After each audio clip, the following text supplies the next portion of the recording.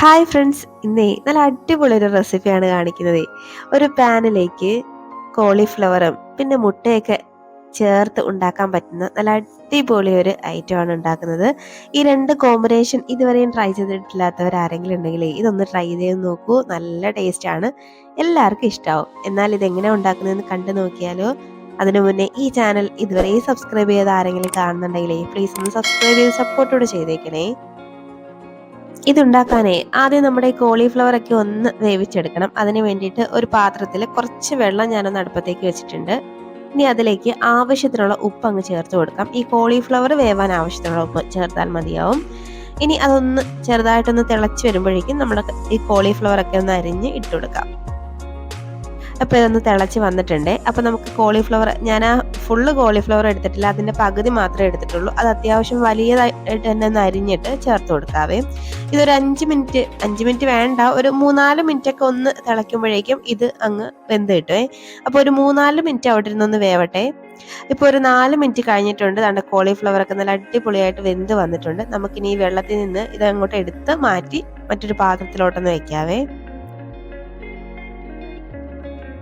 ഇതൊന്ന് തണുത്ത് കഴിയുമ്പോഴേ ഇത് കുറച്ചും കൂടെ ചെറിയ പീസസ് ആക്കി ഒന്ന് എടുക്കേണ്ടതായിട്ടുണ്ട്. അപ്പോൾ ഇത് നമുക്ക് മൊത്തം ആ വെള്ളത്തിൽ നിന്ന് അങ്ങ് മാറ്റി വെക്കാം.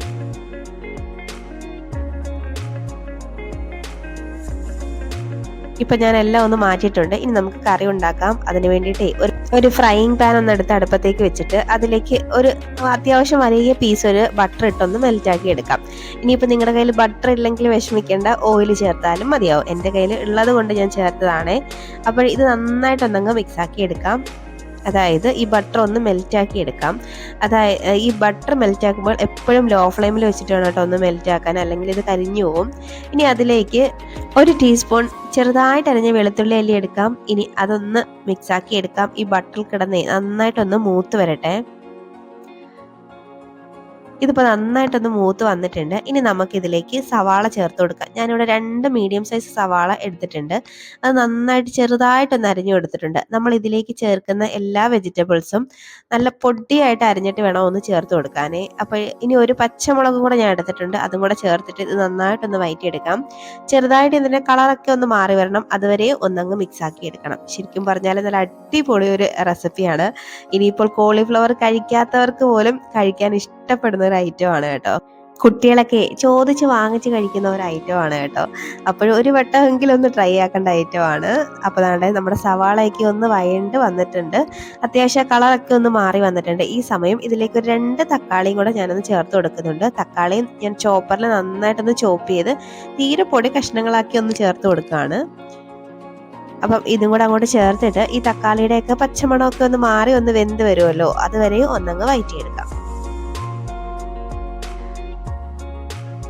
ഇത് ശരിക്കും പറഞ്ഞാൽ ഒരു നോർത്ത് ഇന്ത്യൻ ടൈപ്പ് ഫുഡൊക്കെ ആയിട്ട് നമുക്ക് തോന്നും കേട്ടോ. നല്ലൊരു ടേസ്റ്റുമാണ്. അപ്പോഴും തക്കാളിയൊക്കെ നന്നായിട്ടൊന്ന് വെന്ത് വന്നിട്ടുണ്ട്. അപ്പോൾ ഈ പരുവം വരെയൊക്കെ ഒന്ന് വഴറ്റിയെടുക്കാം. എന്ന് കരുതി ഓവറായിട്ട് അങ്ങ് കുക്ക് ചെയ്യേണ്ട ആവശ്യവുമില്ല. ഇപ്പോൾ അത്യാവശ്യം പച്ചമണമൊക്കെ ഒന്ന് മാറി വന്നിട്ടുണ്ട്. ഇനി ഇതിലേക്ക് നമുക്ക് പൊടികളൊക്കെ ഒന്ന് ചേർത്ത് കൊടുക്കാം. അതിനെ ഒരു 1/4 ടീസ്പൂൺ മഞ്ഞൾപ്പൊടി ചേർക്കുന്നുണ്ട്. ഇനി ഒരു 2 ടീസ്പൂൺ മല്ലിപ്പൊടിയാണ് ചേർക്കുന്നത്. ഇനി ഒരു 2 ടീസ്പൂൺ കാശ്മീരി ചില്ലിയാണ് ചേർക്കുന്നത്. അതുകൂടെ അങ്ങോട്ട് ചേർത്ത് കൊടുക്കാം.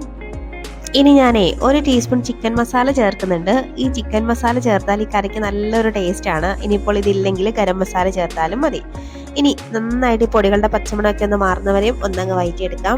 പൊടികളൊക്കെ വഴറ്റുമ്പോഴേ ഞാൻ എപ്പോഴും പറയുന്ന പോലെ, നിങ്ങൾക്ക് എപ്പോഴും അറിയാവുന്നത് പോലെ തന്നെ ലോ ഫ്ലെയിമിൽ വെച്ചിട്ട് വേണം ഒന്ന് പൊടികളൊക്കെ ഒന്ന് വഴറ്റിയെടുക്കാൻ. ഇത് അറിയാത്തവർക്ക് വേണ്ടിയിട്ടാട്ടോ ഇടയ്ക്ക് ഇങ്ങനെ പറയുന്നത്.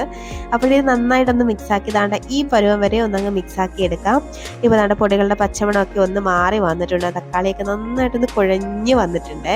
അപ്പം ഇതുവരെയൊക്കെ ഒന്ന് മതിയാവും. ഇനി ഇതിലേക്ക് നമുക്ക് ആവശ്യത്തിന് കുറച്ച് മാത്രം വെള്ളവും കൂടെ ഒന്ന് ചേർത്ത് കൊടുക്കാം.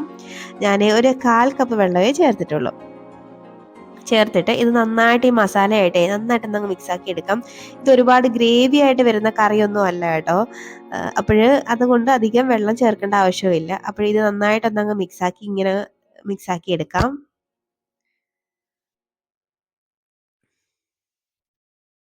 ഇപ്പം ഇതൊന്ന് മിക്സ് ആയിട്ടുണ്ട്. ഇനി ഇതിലേക്ക് നമുക്ക് ഇതുവരെ ഉപ്പൊന്നും നമ്മൾ ചേർത്തിട്ടില്ല ഗ്രേവിയിലേക്ക് വേണ്ടിയിട്ട്. അപ്പോൾ ആവശ്യത്തിനുള്ള ഉപ്പ് നമുക്ക് ഈ സമയം അങ്ങോട്ട് ഇട്ട് കൊടുക്കാം. ഇനി ഇത് വീണ്ടും ഒന്നും കൂടെ നന്നായിട്ടൊന്നങ്ങ് മിക്സ് ആക്കി എടുക്കാവേ. ഇങ്ങനെ നന്നായിട്ടൊന്ന് മിക്സ് ആക്കി എടുക്കാം. ഇപ്പം ഇതിൽ കുറച്ച് വെള്ളത്തിൻ്റെ കുറവുള്ളത് പോലെ എനിക്ക് തോന്നി, അതുകൊണ്ട് ഞാനൊരു അല്പം വെള്ളവും കൂടി ഇതിൽ ചേർത്ത് കൊടുക്കുന്നുണ്ട്. ആദ്യം ഒരു 1/4 കപ്പ് ഞാൻ വെള്ളം ചേർത്തിട്ടുണ്ടായിരുന്നു. ഇനി ഒരു 2 ടേബിൾ സ്പൂണോളം വെള്ളം ചേർക്കുന്നുണ്ട്. അപ്പോൾ അതും കൂടെ മതിയാവും. ഇനി ഇത് നന്നായിട്ടൊന്ന് തിളച്ച് വരട്ടെ, അതുവരെ ഒന്ന് വെയിറ്റ് ചെയ്യാം. ഈ വെള്ളത്തിൽ കിടന്ന് ഈ മസാലയൊക്കെ നന്നായിട്ടൊന്ന് വെന്ത് വരട്ടെ. ഇപ്പം ഇതൊന്ന് തിളച്ചിട്ടുണ്ട്. അപ്പം നമുക്കിനി നമ്മുടെ കോളിഫ്ലവർ വേവിച്ച് വെച്ചേക്കുന്നുണ്ടല്ലോ, അതും കൂടെ അങ്ങോട്ട് ചേർത്ത് കൊടുക്കാം. അപ്പം ഞാനിവിടെ കോളിഫ്ലവർ നന്നായിട്ടൊന്ന് ചെറിയ പീസസ് ആക്കി മാറ്റിയിട്ടുണ്ട്. ഒരു തീരെ കുഞ്ഞല്ല, ഈ അളവിനൊക്കെ ഉള്ള പീസസ് ആക്കി മാറ്റിയിട്ടുണ്ട്. ഇത് നമുക്ക് കറിയിലോട്ട് അങ്ങോട്ട് ഇട്ട് കൊടുക്കാം. ഇട്ട് കൊടുത്തിട്ട് ഇത് നന്നായിട്ടൊന്നങ്ങ് മിക്സ് ആക്കി എടുക്കാവേ. അപ്പോൾ കോളിഫ്ലവർ ഇതുവരെ ഇങ്ങനെ ഒന്ന് ട്രൈ ആക്കി നോക്കിയിട്ടില്ലെങ്കിൽ ഇതുപോലെ ഒന്ന് ട്രൈ ആക്കി നോക്കണം കേട്ടോ. ചപ്പാത്തിയുടെ കൂടെയൊക്കെ നല്ല ബെസ്റ്റാണ് കേട്ടോ. അപ്പോൾ ഇതാണ് ഇതുപോലെ കോളിഫ്ലവറൊക്കെ ഒന്ന് മിക്സ് ആക്കി കൊടുക്കാം. ആ ഗ്രേവിയൊക്കെ അതിനകത്തോട്ട് നന്നായിട്ടൊന്ന് പിടിച്ചു വരട്ടെ. ഇപ്പം ഞാനിതെല്ലാം ഒന്ന് മിക്സ് ആക്കിയിട്ടുണ്ട്. ഇനി ഇതിലേക്ക് ഞാൻ കുറച്ച് ക്യാപ്സിക്കം അരിഞ്ഞതും കൂടെ ചേർത്ത് കൊടുക്കുന്നുണ്ട്. ഇതൊക്കെ ശരിക്കും ഓപ്ഷണലാണ്, ഉണ്ടെങ്കിൽ മാത്രം ചേർത്താൽ മതിയാവും. ഇനി ഇതിൽ ഉപ്പ് പോരാൻ തോന്നിയിട്ട് ഞാൻ ഒരല്പം ഉപ്പും കൂടെ ചേർത്ത് കൊടുക്കുന്നുണ്ട്.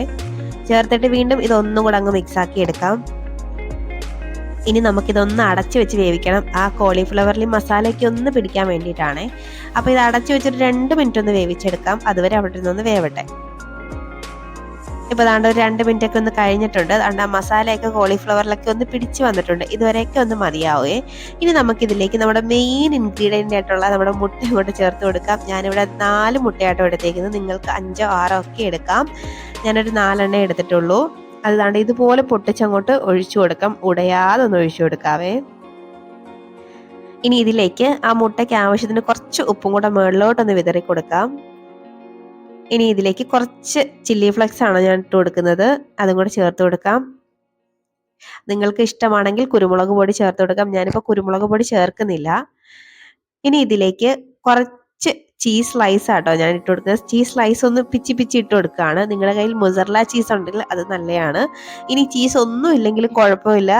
അത് ഉള്ളത് കൊണ്ട്, ചീസ് സ്ലൈസ് ഉള്ളത് കൊണ്ട് ഞാൻ ഇട്ട് കൊടുത്താൽ നല്ലൊരു ടേസ്റ്റാണ്. കുട്ടികൾക്കൊക്കെ നല്ല ഇഷ്ടമാവുന്ന ഒരു ടേസ്റ്റ് ആണല്ലോ. അതുകൊണ്ട് ഒന്ന് ചേർത്ത് കൊടുത്തു എന്നേ ഉള്ളൂ. അപ്പോൾ അതാണ്ട് ഇതുപോലെ ഒന്ന് എല്ലാ ഭാഗത്തേക്ക് ചെറിയ പീസസ് ആക്കി ഒന്ന് ഇട്ട് കൊടുക്കാം. ഇനി ഇതിൻ്റെ മുകളിൽ കുറച്ച് കസൂരി മേത്തി കൂടെ ഞാൻ ഇട്ട് കൊടുക്കുന്നുണ്ട്. ഇതും ഓപ്ഷണലാണ്. ഞാൻ ഉള്ളത് കൊണ്ട് ഇട്ടതാണ്. നല്ലൊരു ഫ്ലേവർ ആണ് ഇതിന്. അപ്പോൾ ഇതൊന്ന് അടച്ചു വെച്ചിട്ട് ഈ ചീസൊക്കെ ഒന്ന് മെൽറ്റായി മുട്ടയൊക്കെ ഒന്ന് വേവുന്നവരെ വേവിച്ചെടുക്കും. ഇപ്പം ദാണ്ടെ ഒരു 5 മിനിറ്റ് കഴിഞ്ഞിട്ടുണ്ട്. ദാണ്ട് നമ്മുടെ മുട്ടയൊക്കെ നല്ല അടിപൊളിയായിട്ട് വെന്ത് വന്നിട്ടുണ്ട്. ആ ചീസൊക്കെ നന്നായിട്ടൊന്ന് മെൽറ്റായി വന്നിട്ടുണ്ട്. ഇപ്പം ഇത് കാണുമ്പോഴേ ഒന്ന് കഴിക്കാൻ തോന്നുന്നില്ലേ? ഇതിങ്ങനെ വെറുതെ എടുത്ത് കഴിക്കാം, അല്ലെങ്കിൽ നമുക്ക് എന്തോത്തിനെങ്കിലും കറി, അതായത് ബ്രേക്ക്ഫാസ്റ്റിൻ്റെ കൂടെ കറിയായിട്ടും കഴിക്കാം. അപ്പോൾ ഇങ്ങനെ വെറുതെ എടുത്ത് കഴിച്ചാലും നല്ല ടേസ്റ്റാണ് കേട്ടോ. നല്ലപോലെ വയറ് നിറയും. അപ്പോൾ ഞാനിത് ചപ്പാത്തിയുടെ കേട്ടോ കഴിക്കുന്നത്. നല്ല അടിപൊളിയാണ്. അപ്പോൾ നിങ്ങളെല്ലാവരും ഒന്ന് ട്രൈ ആക്കി നോക്കുക കേട്ടോ. ട്രൈ ആക്കി നോക്കിയിട്ട് നിങ്ങളുടെ അഭിപ്രായം മറക്കാതെ കമൻറ്റ് ബോക്സിൽ അറിയിക്കണം. അപ്പം ഇനിയും ഒരുപാട് റെസിപ്പികളുമായിട്ട് കാണാം. പിന്നെ നിങ്ങൾക്ക് ഇഷ്ടമായാലേ ഈ വീഡിയോയ്ക്ക് ലൈക്ക് കൊടുത്തിട്ട് നിങ്ങൾ കൂട്ടുകാർക്കോടൊന്ന് ഷെയർ ചെയ്ത് കൊടുക്കണേ. അപ്പം ഇനിയും കാണാം. Bye bye.